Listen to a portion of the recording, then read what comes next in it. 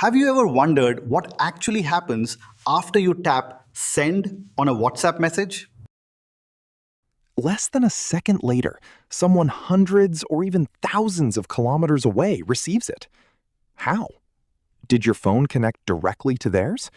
Not even close. That tiny message actually travels through routers, switches, internet service providers, undersea cables, data centers, and servers before reaching the other person's phone. And that's only one message. Every second, millions of YouTube videos are streamed. Thousands of online payments are completed. Flights are booked. Hospital records are accessed. AI tools answer millions of questions. None of this would exist without one technology: computer networking. If you've ever wanted to understand networking but felt it sounded too technical, don't worry. By the end of this video, you'll understand networking using simple examples from everyday life. You'll learn what networking is, why it exists, the different types of networks, where they're used, how networking can lead to an exciting career in IT. And stay until the end because I'll also show you the best certifications for beginners. Before we talk about networks, let's imagine something. Suppose you own the most powerful computer in the world. It has the fastest processor, the largest storage, the best graphics card. Now, here's the question.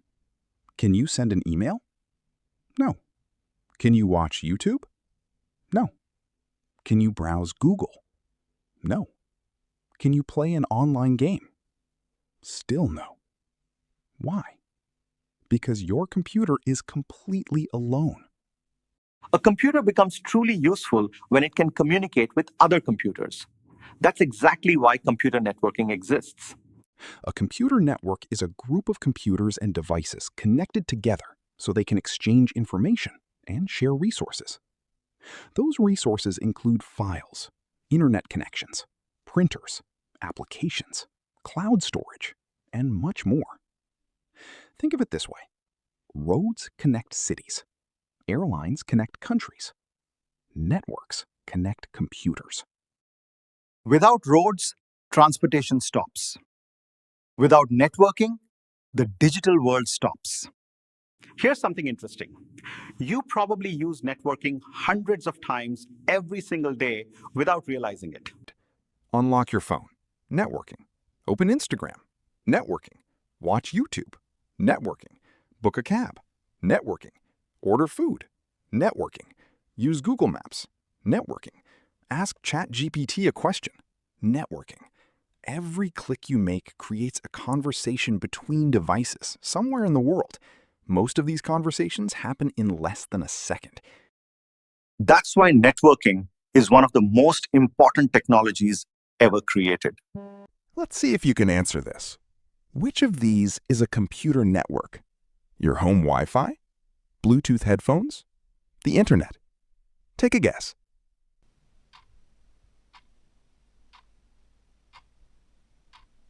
The answer is all three. They're simply different kinds of networks. We'll explore each one in just a moment. But first, let's understand why networking was invented in the first place. Believe it or not, there was a time when computers couldn't easily share information. Need to transfer a file? You copied it onto a floppy disk. Later, a CD. Then, a USB drive. Need to print a document? The printer had to be connected directly to your computer. Need internet? Every computer often needed its own connection. Now, imagine an office with 300 employees working like that every day. It would be slow, expensive, and incredibly frustrating. Networking solved these problems. Now dozens, hundreds, or even thousands of devices can share the same internet connection. Employees access the same files. Teams collaborate from different countries. Printers are shared across entire buildings. Everything becomes faster and more efficient. That's why networking changed the way the world works.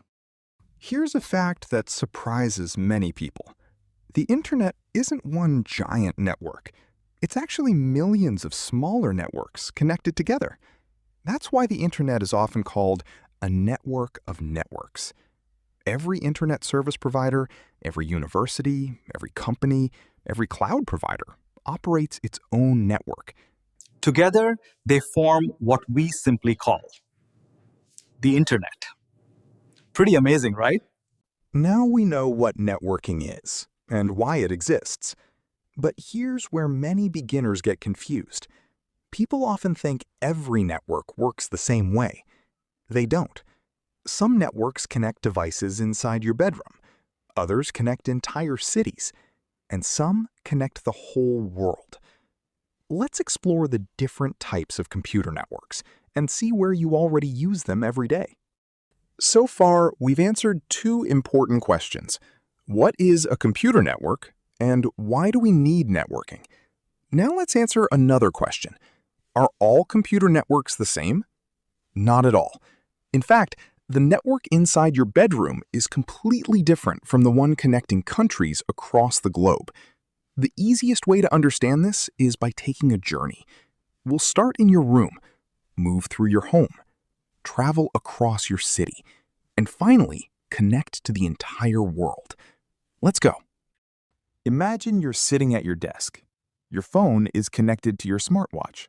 Your wireless earbuds are playing music. Your keyboard and mouse connect through Bluetooth. These devices are only a few feet apart. This is called a personal area network, or PAN.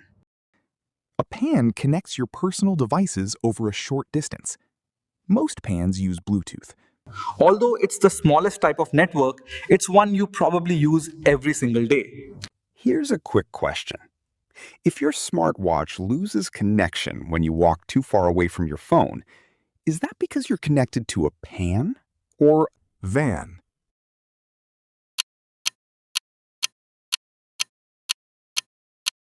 The answer is PAN. Because Bluetooth only works over short distances. Simple, right? Now imagine walking into your living room. Your smartphone connects to Wi-Fi. Your laptop connects too. Your smart TV starts streaming YouTube. Your gaming console joins the same network. Even your smart speaker is connected. All these devices communicate through one Wi-Fi router. This is called a local area network, or LAN. A LAN connects devices within a limited area, such as a home, classroom, school, or office. LANs are fast because devices are physically close to each other. They're also inexpensive and easy to manage. If you've ever shared files between two computers at home or printed wirelessly, you've already used a LAN. Here's something many beginners don't know. Your Wi-Fi isn't the internet. Surprised? Even if your internet service stops working, your laptop can still communicate with your printer. Your phone can still send files to your TV. Why? Because your local area network is still working. The internet is something completely different. We'll come back to that in a moment. Let's leave your home. Imagine you work for a company with offices in Delhi, Mumbai, Bengaluru, and Singapore. Employees in every office need access to the same applications and company files. How do they stay connected?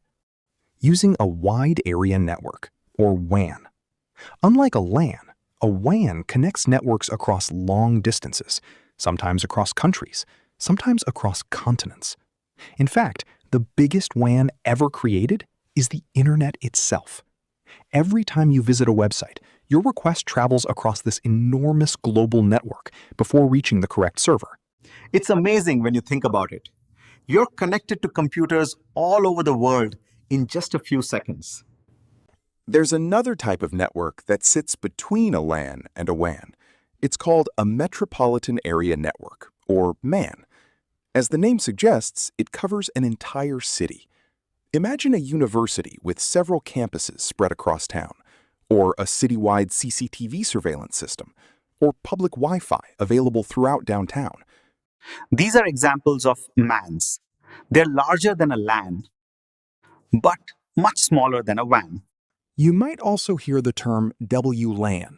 It stands for Wireless Local Area Network. Don't let the name confuse you. A WLAN is simply a LAN that uses Wi-Fi instead of Ethernet cables.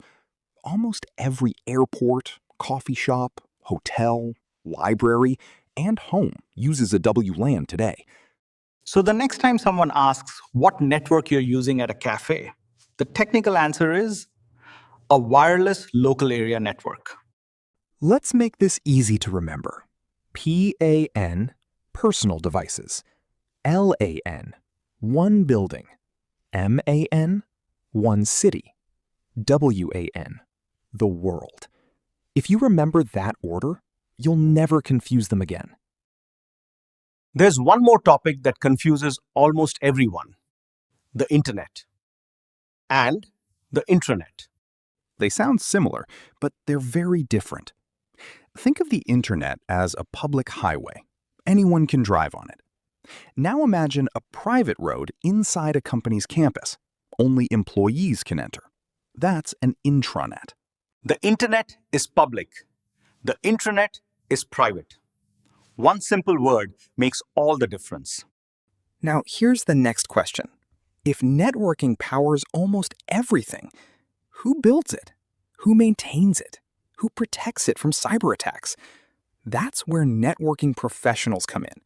And the good news is, this field offers a wide range of career opportunities. Let's imagine you're starting from scratch. Your first role might be a network technician. You'll install routers and switches, configure devices, troubleshoot internet problems, replace faulty network cables, and help users stay connected. It's one of the best ways to gain hands-on experience. After gaining experience, many professionals move into the role of network administrator. Instead of fixing individual devices, you'll manage an entire organization's network. You'll monitor performance, create user accounts, manage Wi-Fi, keep systems running smoothly. Your goal is simple: make sure everyone stays connected. As your skills grow, you can become a network engineer. This role focuses on designing and building larger networks. You'll decide where routers and switches should be placed, improve network performance, plan upgrades, and ensure businesses can continue growing without network bottlenecks. Instead of maintaining networks, you're building them. Some professionals continue even further. Network architects design the complete blueprint for enterprise networks. They make decisions that affect thousands of employees across multiple locations. It's a role that combines technical expertise with strategic planning. If cloud computing interests you, you could specialize as a cloud network engineer. Companies are rapidly moving their infrastructure to cloud platforms like AWS, Microsoft Azure, and Google Cloud. These platforms still rely on networking. Someone has to design secure, reliable, and scalable cloud networks. That someone could be you. And if cybersecurity excites you, a network security engineer protects organizations from cyber threats. They configure firewalls, monitor suspicious activity, prevent unauthorized access, and respond to attacks before they cause damage. As cybercrime continues to grow worldwide, this role has become one of the most valuable careers in IT. Now you can decide which career is right for you. If you enjoy solving technical problems, network technician is a great place to start. If you like managing systems, consider network administration.